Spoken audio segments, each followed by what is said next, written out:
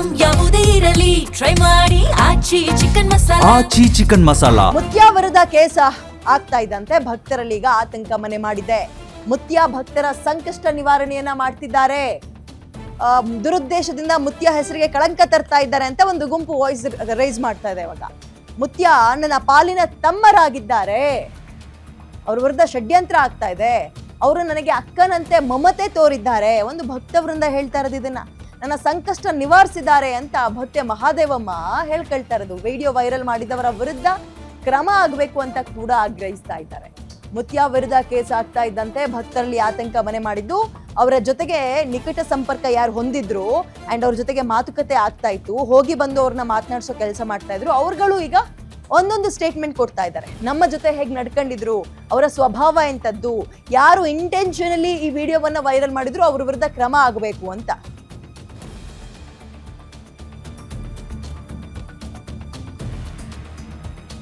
Okay, ಭಕ್ತರನ್ನ ಮಾತನಾಡಿಸುವ ಪ್ರಯತ್ನವನ್ನ ನಮ್ಮ ಪ್ರತಿನಿಧಿ ನಾಗಪ್ಪ ಪಾಟೀಲ್ ನಡೆಸಿದ್ದಾರೆ. ಅದನ್ನ ಒಂದ್ಸಲ ಕೇಳೋಣ.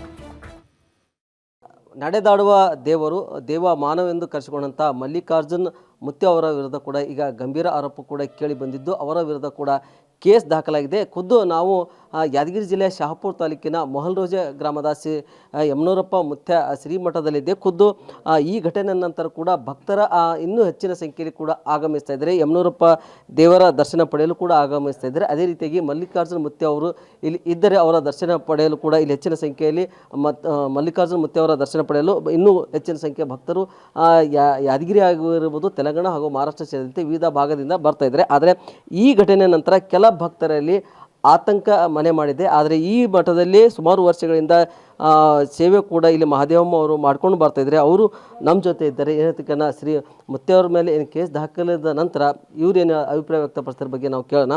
ಅಮ್ಮ, ಈಗ ಮುತ್ತೆಯರು ಇಲ್ಲಿ ಸಾಕಷ್ಟು ಸುಮಾರು ವರ್ಷ ಸೇವೆ ಮಾಡ್ತಾಯಿದ್ರಿ, ನೀವು ಯಾವ ಊರವರು, ಇಲ್ಲಿ ಯಾಕೆ ಬಂದು ಇಲ್ಲಿ ಸೇವೆ ಮಾಡ್ತಾ ಇದ್ದಾರೆ? ನಮ್ಮದು ಸೇಡಂ ತಾಲೂಕು ಕೋನಪುರ ಗ್ರಾಮ ಅಂತೇಳಿ ಒಂದು ಹಳ್ಳಿ.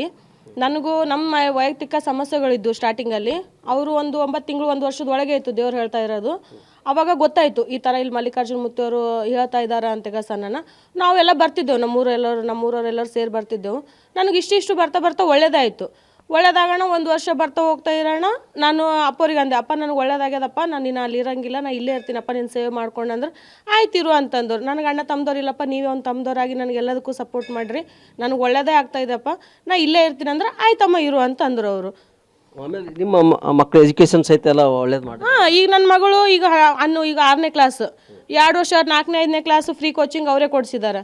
ಎಕ್ಸಾಮ್ ಬರ್ಸಿದ್ರೆ ಸೇಡಂ ತಾಲೂಕದಾಗ ಆಡ್ಕಿ ಗ್ರಾಮ ಅಂತ ಕಳಿಸಿ ಮುರಾರ್ ದೇಸಾಯಿ ಸ್ಕೂಲ್ ಅದ, ಈಗ ಅಲ್ಲಿ ಫ್ರೀ ಸೀಟ್ ಸಿಕ್ಕದ. ಅಪ್ಪೋರ ಆಶೀರ್ವಾದಲಿಂತ ಈಗ 10ನೇ ತನಕ ಫ್ರೀ ಕೋಚಿಂಗ್ ಅದ. ಎಲ್ಲನೂ ಅವರು 2 ವರ್ಷ ಅವ್ರದ್ದೆಲ್ಲ ಹಾಕಿಂದೆಲ್ಲ ಅವ್ರ ಅಪ್ಪೋರೇ ನೋಡ್ಕೊಂಡ್ರ ಫುಲ್ಲು. ತಮಗೆ ಈಗ ಅಣ್ಣ ತಮ್ಮರು ಇಲ್ಲ, ಇವರೇ ಅಣ್ಣ ತಮ್ಮರಪ್ಲೆ ನಮಗೆ ನೋಡ್ಕೊತಿದಾರ?